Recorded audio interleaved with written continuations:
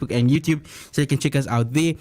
We have the owners of ObsessionCPT. I was so worried I was going to get the surname wrong. It's Muhammad and Farkana Wajah. Farkana Wajah. Oh, okay, great. Assalamu alaikum. How are you guys doing? Wa alaikum salam wa rahmatullahi wa barakatuh. Wa alaikum salam wa rahmatullahi wa barakatuh. Shukran, Daanyaal. How are you doing? Alhamdulillah, the day hasn't been that great, but it's the end. So that's fantastic. Yeah, no, it's the end of the day. Also, the weather is just, one day it's raining, the next day it's sunny. It's confusing. You can't plan for it. We know in Cape Town it's like that. Yeah. Especially this time of the season. If you are on our Facebook, you can probably check all the goodies that they have in front of us here. Quite a lot of stuff. I know they're all imported. I heard that some of them are actually imported from India. I did not know that. Yeah. But before we get into the products that we have in front of us, can you just tell us, where did this all start?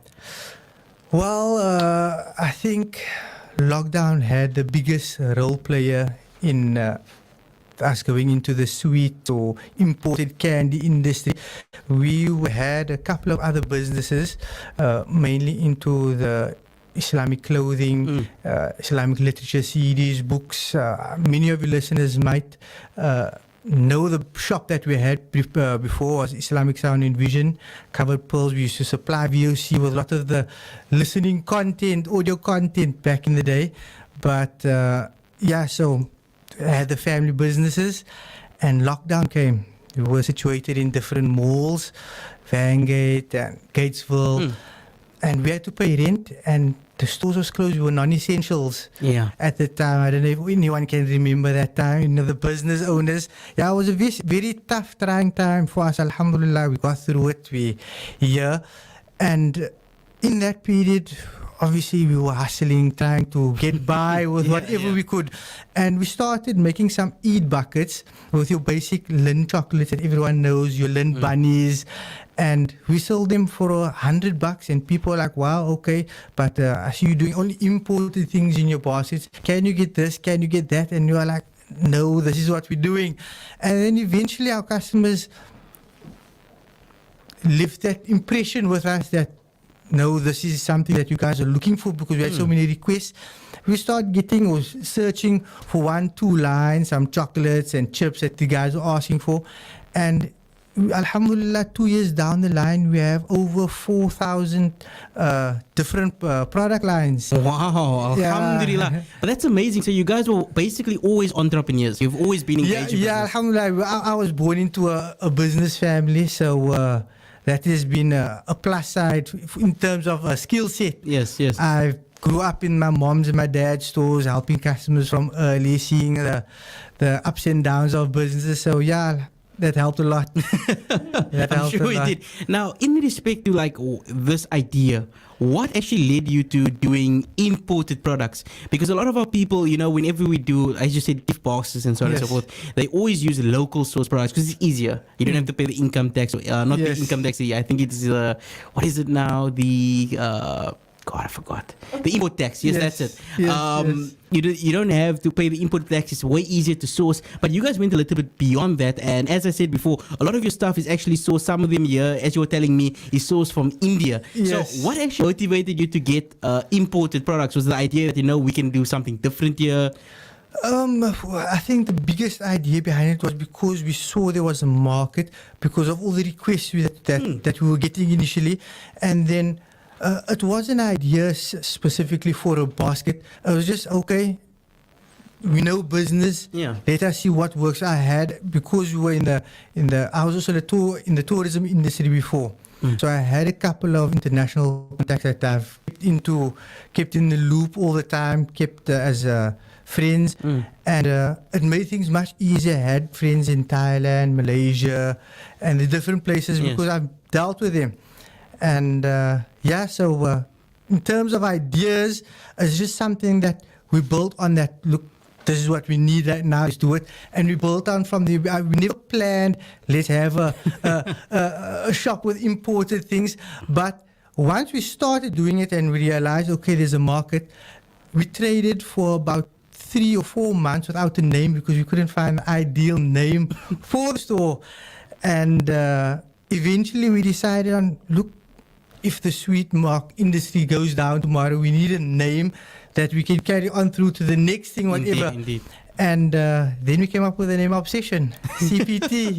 No, that's great. That's great. And I want to take a little bit back there in regards to you said Warren was essential in the beginning. Yes, so your business couldn't function. There was nobody coming into the stores. The malls weren't open. 100%. So I wanted to know, like, a lot of people, when they're faced with that problem of essentially, their main source of income isn't coming through. Essentially, it's just out of their hands. A lot of people, they go through the mental problems, Yes. and they always feel like it's their fault. They apply the blame to themselves, and then they stop they stop their dreams of entrepreneurship. However, you looked at it from a different angle. You thought, what can I do to adapt to the situation? Can I ask, what actually motivated you to continue with that mindset? For a lot of people, that's one of the biggest struggles of being an entrepreneur: the fear of losing and the fear of failure.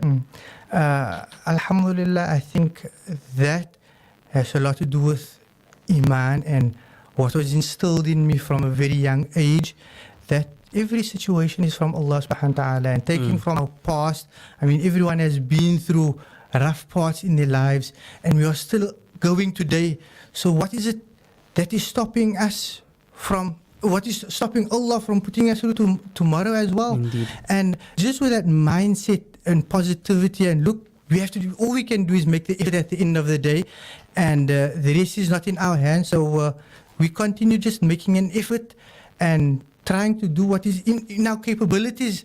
We can't move mountains if we don't have the right tools, but we can start with the shovel, move the rocks away, and see what is need to be done. And yeah, we just took every day as it is, and alhamdulillah, I think the biggest part in us carrying on in the tough times was, it's a matter of Iman and belief that we'll get through this with the qadr of Allah, everything with Allah.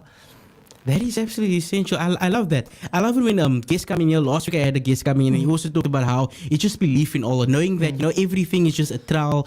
Everything is just a test, and going through them, and Allah always keep you in the care, because Allah never tests you with something that you can't pass. Now I wanted to speak about something in respect to the family aspect here, because your wife is also she has her phone out here, and I wanted to know, how big is the family in your business?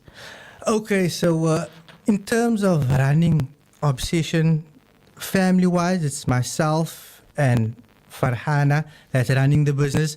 My mom has a space in the store, so essentially she's helping. My sister has a space in the store, so essentially she's helping as well. But we've, like I said in the beginning or early on, the business was a family business. Indeed. And we've kind of did the same thing with us, although it's mine or hers or ours. No one is like cut off. Everyone knows whatever responsibility or part they want to pull. They do their part. No, that's amazing. A family just working together. Yeah. Last week I actually said, family is the core of our community. Of course, our community is unity of everyone, but the core of every community is the family unit. It's, parents and, brothers and sisters working together to ensure that everybody is successful. Now, one aspect I actually had when I was looking through your page and I saw all the imported products, one question I always had, because when I was younger, I always used to go onto the internet and see, I can just pay for something on like eBay or something, get it imported here. But then I realized, wait a minute, custom tax is not a joke. So I wanted to know, in terms of hardships, is that a major factor in your business, or how do you alleviate that issue?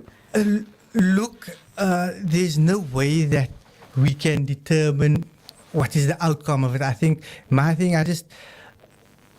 there's a market for the product now, and prices are changing all the time, especially with the import and export, because a lot of the time Russia and Ukraine saga is being blamed for it. And I know Malaysia or Indonesia, they stopped importing a lot of the oil-based products because in fear of food shortages. So there's a lot of things that fluctuate and vary and make the prices differ from country to country. But if there's a demand for it, people are always willing to pay the price. It is a bit more expensive than your normal bar ones and Texas in the shops. But for a difference, a new experience, I I mean, and especially now through lockdown, people were so bored, stuck at home a lot of the time. Eating was one of the fun things you could do. True. You know, you get sick of the same food every single day. It gets a little bit boring after the first month. But in respect to that, I wanted to know in regards to your imported products and so on and so forth, how do you actually source them? Do you just get what you can, or is it more like you have an idea? Because one of the things I did notice here is, of course, that hot chips, which is actually a trend. I remember on Instagram and TikTok, it was a massive trend. So I wanted to know, do you guys like latch on to like trends that you see happening on TikTok and that? Or Certainly. But we So create our own trends as well. oh, as well. yeah. I was actually gonna get to creative. I was actually going to get to that. One of the biggest factors about your business is actually the social media. I Yes. believe on Insta you have like 63,000 followers. You have The lady will know. So it's a massive aspect of your business, the Insta, the TikTok. I wanted to know, where did that come into play? Where did that idea come into play to have the social media be such a major marketing tool? And also, how much of an investment do you have to actually put into social media to make it stand out so big? So I think back in the days, people used to obviously use like the letterbox to drop your little pamphlet in and the newspaper. But lately, obviously, I'm on social media before the business started, and I saw, okay, we know that the influencers, people watch them all the time. And I got in contact with them, obviously. No. Obviously, the influencers was very excited to get the goodies, and because a lot of the community watch what they do, how they do things, we thought this is the perfect opportunity to get our name out there, and alhamdulillah, it started from there. Yeah, but that's amazing. I mean, every time I get a business on board, I ask them, what big of a role does social media play? Primarily because in the COVID environment, you couldn't really go out a lot. I mean, you couldn't really hand out. There wasn't really the conventional marketing tools weren't there. Online was the biggest thing, and you guys have utilized it to your fullest potential. And you know what's amazing for me is actually you guys basically started in lockdown and transitioned from there. You guys did a lot of social media, and now you guys operate your own store, own physical store. Tell us that journey. So when we started, when we started in our kitchen, on a kitchen table, and after 1 month, we got a couple of shelves. After the next month, we got a couple of more shelves. This is all in our kitchen, eh? And had a very small kitchen. After the next month, it was just increased like that all the time. And then we moved to my mom's lounge. I remember that as well. We were in my mom's lounge for about... Don't forget to tell them how Salma used to stop the customers from coming inside. No, but I think you must speak if you want to have a conversation with me like this. Sorry, man. But and our family was very part of the business. Actually, she was just telling me now, I mustn't forget to tell all our customers and tell all the listeners that our baby daughter, I think she was 2, she stopped the people from coming inside the kitchen. She spread her arms and her legs out and literally stopped them at the door and telling them, you can't come in, because the business just came into the house, because remember at the time there was nowhere else, there was no renting. Everything was done from the home. Indeed. And we were a couple of months in my mom's lounge, and from there, because we were waiting all the time to get the actual storefront built, finished, to get the roof on and the shelving in. And it was all done like there was no planning. There was no business plan. There was no business plan. Still till today we are having hiccups and trying to come up over and better our service and the quality of service that we give. And we constantly just trying to increase till today. Oh, that's amazing. Unfortunately, we have to go for some commercial news, and Abida is going to take us through that. So stay tuned for more Obsession. Let's go for the commercial news. The Voice of the Cape, 91.3 FM stereo.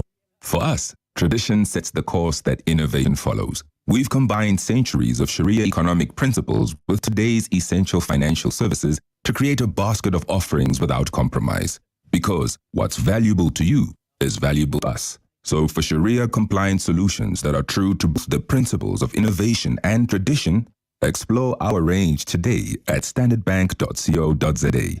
Innovation rooted in tradition. Standard Bank Sharia Banking. It can be. We're back. And and ready to welcome you home. Your 3 favorite Spurs are ready to serve you your favorite meal for sit-down, deliveries and call and collect orders. Visit your 3 favorite Spurs: Topeka Spur, Killer, Golden Feather Spur, Vangate Mall and California Spur, Westgate Mall, and treat yourself to breakfast, lunch or supper. Remember, safety first, so we sanitize and energize. Spur, people with a taste for life. Balmoral, the fresh way. Beef's famous great value combo, only 129 Rand for all 10 items. Potatoes 7 kg, onions 2 kg, tomatoes 1 kg, carrots 1 kg, sweet potato 1 kg, nachos 1 kg bag, lemons 1 kg bag, Cara oranges 2 kg bag, 1 pineapple and a banana packet. This and other great deals. Visit us in our Woodstock store or shop online at www.balmoral.online. Balmoral, the fresh way. The Butcher's Market. Everything you expect from a butcher's market and more, including A-class lamb and beef, chicken, sensational sausages, ground beef, tasty burgers, and quality cold meats. We take pride in the way we prepare, package, and present our products to you at the perfect price. Visit our conveniently located stores in Watergate Mall, Mitchell's Plain, Criscal Road, Bellville, opposite Middlestad Mall, Tokai Branch, opposite Melomed, or Sainsbury Square in Easter River. Visit www.butchersmarket.co.za. The Butcher's Market. Meet your expectations.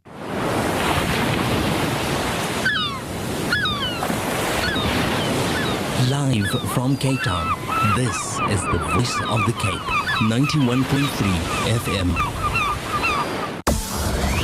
The Daily Guide.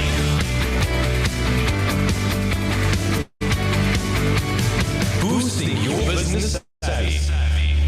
Assalamu alaikum wa rahmatullahi wa barakatuh. Welcome back to the Daily Grind. I have, of course, Obsession in the studios, live on our Facebook as well, and on the radio. Maar for me, catching my breath, during the break, I actually had a taste of the Mexican sweets.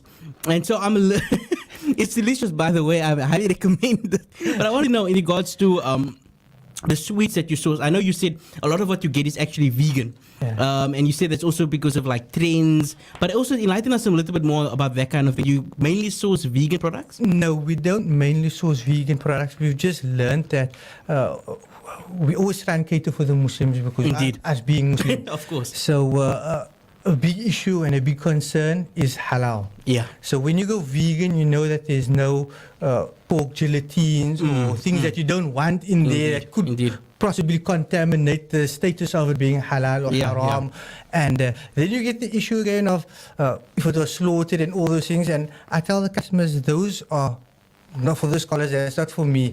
I've told you what is in it. You're either happy with having it or not happy with having it. So basically keeping a vegan avoids all those issues. There's no issues about slaughtering. Because in other countries, for example, the States or the UK, there's not a halal body that stands behind them to regulate and make sure that all the necessary processes, like we have Sanha and the different bodies over here. Indeed. So there's nothing like that over there. So to be safe, you try and go for the vegan products. Now, what I did say there was a Mexican product, and I know that you also have, like I said earlier, you have these, I believe they are Carolina Reaper flavored. I think, aren't these one of the hottest flavored chips in the world? Indeed it is. Indeed it is. So that is seasoned with Carolina Reaper powder, but it's not very hot. That's a more tasty one.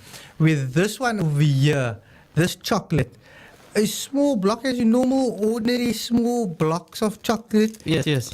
Packs a punch. This one would knock you down. Very hot. So this is also a trending thing.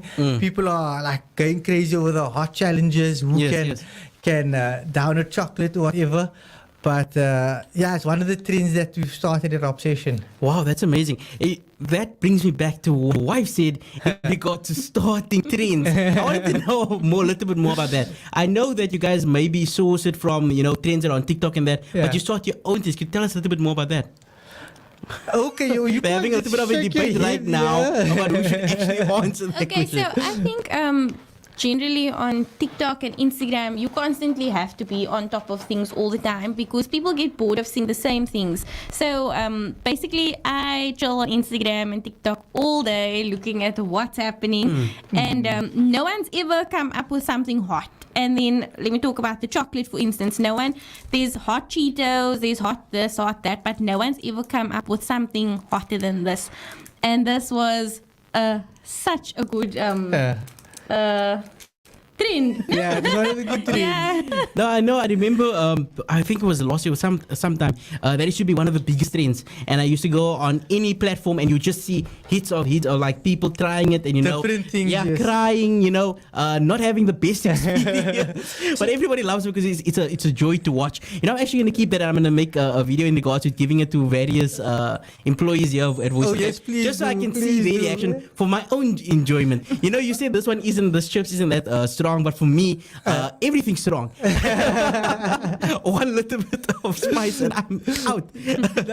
I can handle a bit of spice, but this was too much for me. Well, Yeah, it was too much for me. I can have like a Nando's hot even, but this is hotter than that. seriously. Yeah, and when it comes to like you were saying, challenges and things. Another thing that we like to do, we like to keep it interactive with our customers. When they come in, when they leave, we ask them if they'd like to have a photo with us doing a boomerang. Because one of the many rewards of being in a candy store is you get to see, we don't know what people's days or days going to be like. And whenever they're walking out of there, I can't say that I've seen anyone grumpy or not happy, unless it's the only times the kids, they didn't get everything they wanted. But you're always walking out with happy people, and it's a nice thing, man, to see people coming and they're all excited they're going to get something that they've been wanting or seeing on a movie. Yeah. When they were kid. And Like when you took out your products, and I saw I believe it's one of the brands they from America. This one, the milkshake. the Yes, milkshake. yes, milkshake. I remember seeing this in Charlie and the Chocolate Factory. Yes. And with the golden ticket, and I was so surprised because I always used to think to myself, "Wow, that's amazing! I wonder how that tastes." Because every time on when you see those taste tests or whatever Yes. on YouTube or whatever, they explain it in a way, and you always think to yourself, "But it can't really taste like that, right?" Yeah. They can't really be serious. And you watch it on TV and you see this kid eating it and he's like, wow, this is amazing. And you think to yourself, as a South African, you can't really get that. So you think, wow, what is it really like? But you guys really seem to be satisfying that desire from kids because you have so many products. It's amazing. And so, can you tell us a little bit more in regards to your product line? What you guys actually have? It's not just chocolates. Okay, it's not just chips. we got a bit of everything. We got something for the sweet teeth kiddies. We got chewy candies, hard candies. We got candies that's a meter long in length. We got gummies. We got biscuits, chocolate biscuits, cream-filled biscuits, hazelnut biscuits. Jeez. Yeah, we got them in all the different brands. Things that haven't even seen or didn't even know was out there. We got milkshakes, sodas in whatever flavor you can think of. We got the weirdest of things, like you were mentioning the beans. The one bean, let me read out the flavors for you. So the game goes is 12 different color beans. Any color, if you choose red, it can either be a bad flavor or a good flavor. So on the red ones, the bad flavor would be Old Bandage or pomegranate. And when I say it tastes like Old Bandage, it tastes like, we always wonder, how do they get this flavor? Like there's a flavor booger. But it tastes like booger. And I'm like, no. But lots of family fun with the game. Oh, it's a family lots fun. of family fun. That's with amazing. That game, That actually takes us like to the range of products in regards to overseas and sourcing them, getting them here. It's absolutely amazing that they even have something like that. That's something I don't think you'd ever see that in a South African. No, definitely not. Definitely not. We want boerewors and braai. That's amazing. So let me ask you something in regards to the products that you source, right? You get them from various countries because you have connections and so on and so forth. But I wanted to know, you guys hop onto trends because of like your social media thing, and you make your own trends, of course. Yes. But I mean, like sourcing the products that they're hyping up in the trends, is that a difficulty? Sometimes it can be because depending on the ingredients of the product, South Africa doesn't allow anything to just come into the country like that as well. You have to get special clearance, and clearing agents has to sort those kind of things out. So with a lot of the things, and the price, obviously, something could be reasonably priced over there, but just to bring it in because there's certain restrictions on it, the importers taxes becomes sky high, and then it doesn't become business viable to actually bring it in because the price is too high. So there's lots of different factors that can cause us to either say yay or nay on certain products. Maybe we can't even find it anyway. Jeez, really? If they can't find it, who can?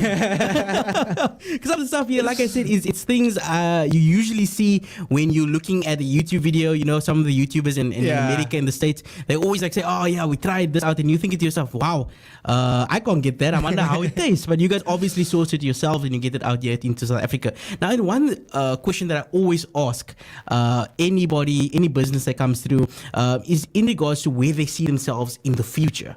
So I wanted to know from you, because I have to ask this question because it's a staple now. I have to ask, where do you see your business going? Let's say, usually it depends on the business, say a year from, maybe a year or two from now. In a year or two from now, within reachable, foreseeable plans, whatever is in our control, we'd like to have another store maybe, and not necessarily franchise it, but expand the radius of Obsession. Lots of people have been asking us about northern suburbs. Wow. And so we don't know, inshallah. We're still searching for the ideal place, but that would be in the plans within the next year, is to have another Obsession. Oh, so basically expanding your footprint across Cape Town. Yes, because now I believe you guys are based in Kenwyne. Can we actually get those details? Because there was a question here on the WhatsApp line from 3374 in regards to where your shop actually is situated.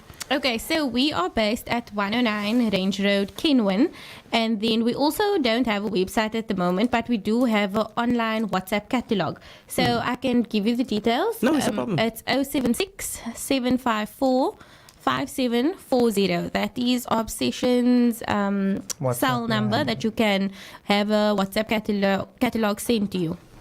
And they can order online, correct? Yeah, so they can order online, and then we basically courier nationwide. So if you want something in Johannesburg, we can send it to you there, Pretoria, nationwide. Wow, so their footprint is everywhere, literally getting it internationally and sourcing it throughout South Africa. That's amazing. I like that because you actually, again, one of the first businesses that I've had on that actually do nationwide deliveries. A lot of the businesses I get on are usually really just situated in the Cape Town area, and they only really source maybe up until, I think the longest I've had is basically Stellenbosch. Okay. That's the most they've actually sourced out to. But you guys have expanded across South Africa. Tell us a little about that. Yeah, so it's like I said, it's nationwide, but we also do same day delivery to Stellenbosch. Oh, wow. Yeah, and Paul, and in the surrounding So basically, in the Western Cape, you guys are sourcing it that day. Yeah. Yes. Wow, that's amazing. And I wanted to ask in regards to that, was that like something that happened in the beginning, or did you guys have to transition that after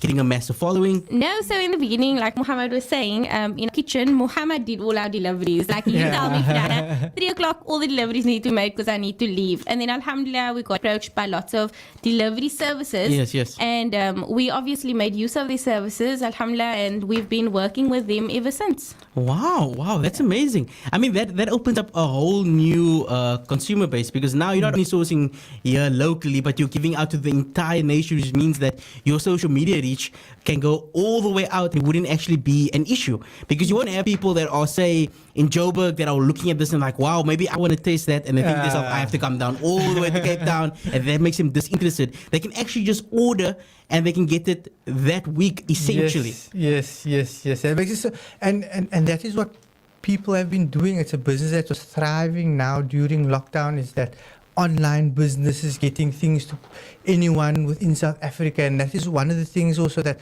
helped our business. We weren't, I wouldn't say restricted to Cape Town, but we had an audience from the whole of South Africa due to the influences that we use. By the way, I was never on any social media. I was always an onlooker from, I see behind the scenes. My friends used to make fun of me. They still make fun of me because I don't say WhatsApp. I think I say what's up. What's up? Like, he's an old man. So like, I'm very old school with that. But I learned a lot about the social medias during this time. Yeah. I must say, I had a I good think- teacher. I think that's a trend throughout like your entire career, really, because you started off in another business. You then that had to close down due to COVID. You then adapted. You made then you opened up. You first did gift baskets, Yes, and then yes, you transitioned that into this, and that happened in your lounge. And now, alhamdulillah, you have your own store. You have a massive reach, and you can essentially.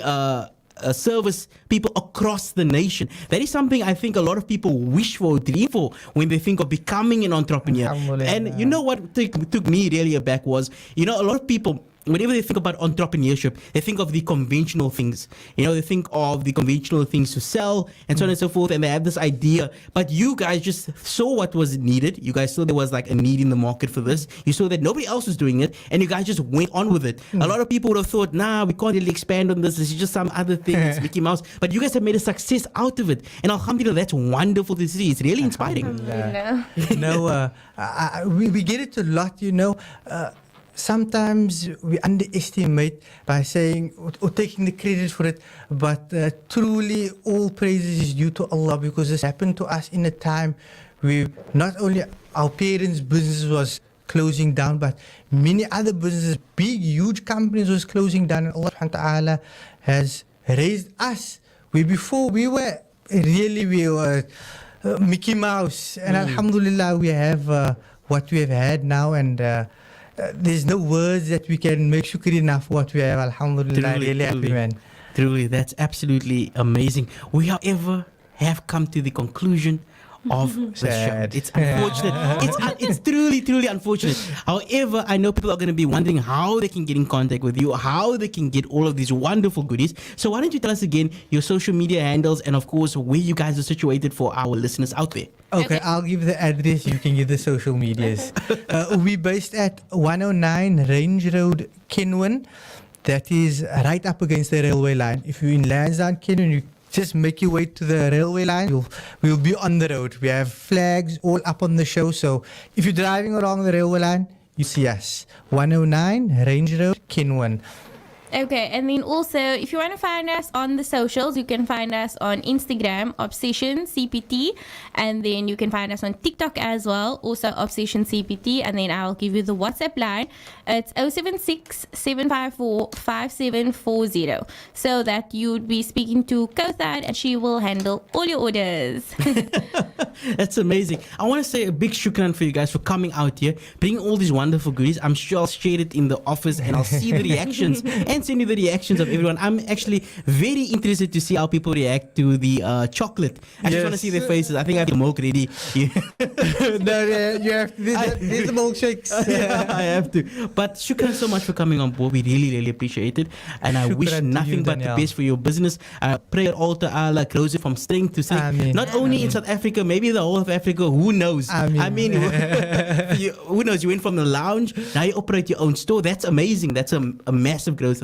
And with Allah's assistance, nothing is impossible. Truly. But shukran so much. That brings us to the end of this show. I want to say big shukran again to Obsession for coming out, and I want to say big shukran to you, not only the listeners but also the viewers of the Voice of the Cape Facebook and YouTube for tuning in. Well, we are now going to have to go away, but tune in next week for another episode of The Daily Grind. The Daily Grind. Boosting your business savvy. The Voice of the Cape, 90.